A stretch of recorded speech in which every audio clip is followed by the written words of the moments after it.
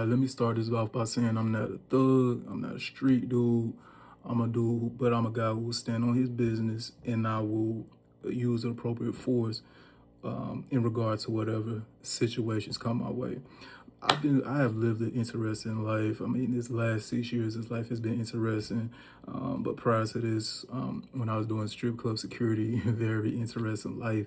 I had to get up out that thing because either I was gonna be in jail or I was gonna knock somebody off. And I'm not somebody who's gonna be a slave in somebody's prison system. Or, I would have been probably knocked off. You know what I'm saying? So the street clubs I worked at, I used to work at Club Wax on Fulton Industrial, pimping and drugs. I was working on Old National, pimping and drugs.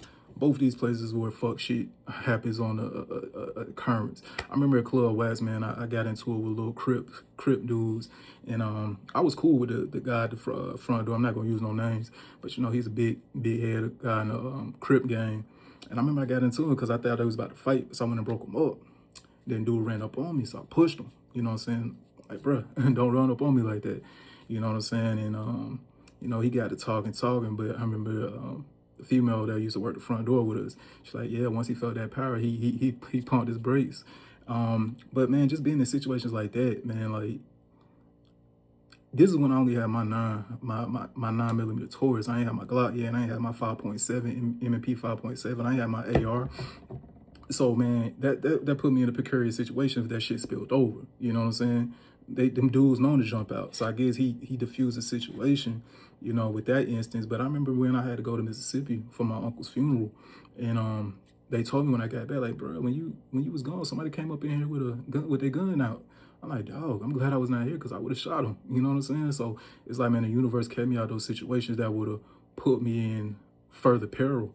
And I remember just being on Old National, man. Like, this shit was just an open, like in Club Wax, the cars was right there. So if you got into a situation, you could duck behind the cars and you got your car right there. You can grab, you know what I'm saying? You had your AR. I remember the good head of security had his AR in his trunk right there in front of the door.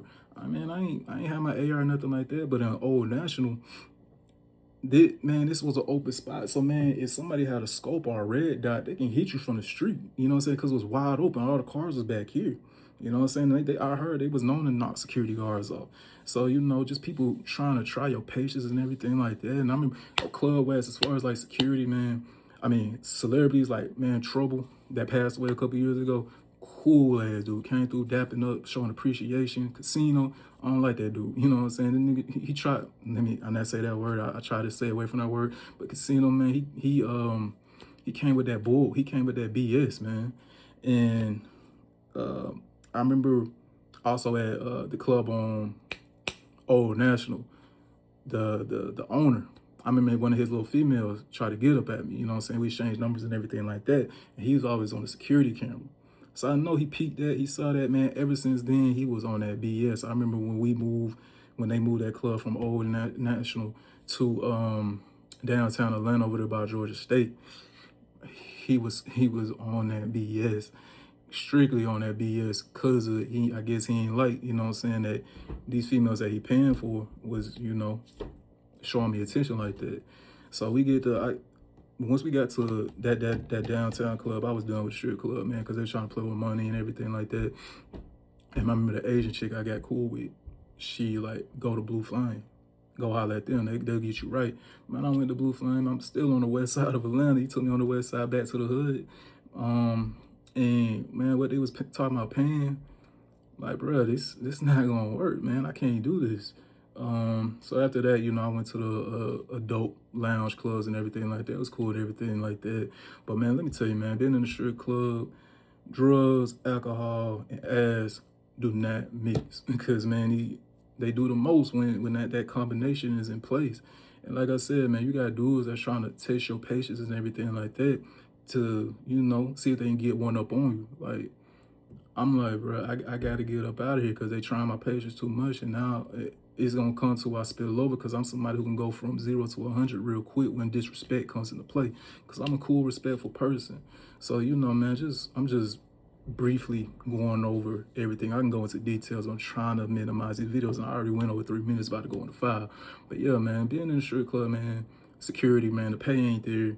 The women there, if you know your hustle, I ain't gonna give out the hustle, but if you got a hustle in the strip club, you can make money in the strip club. You can make some good money in the strip club, especially if you work it 6 days a week. Like you can go out there and make some money, and then you good. You can stack that money up and do what you gotta do. But if you ain't got no hustle in the strip club and you just depending on their pay, yeah, it's not worth it. And like I said, man, just being in a position where I can either go to jail for knocking somebody off or they can get me off, yeah, it wasn't worth it. So man, like that was an interesting life. It was a late nights, early mornings, quick cash, all type of women. It was a great, it was, I wouldn't say it wasn't great, but it was an eye-opening experience. But yeah, it's something I definitely would not. I would get into security again, having my own security company, but being in those situations where you got to deal with some idiots, man. And, and like I said, now I got my AR and I got my 5.7 and everything like that. So I definitely don't want to be in situations where, I'm quick to pull that and then now I'm in trouble. So with them boys, with the law. So yeah, man, that was my quick scenario. I went 3 minutes of what I was supposed to do, but yeah, man, being in the strip club is not the move. Being a security in the strip club ain't the move unless you just like to see women and you don't get tired of it. You just like to see them all day and night. So yeah, that's my 2 cents on the strip club security. I love what I do now though.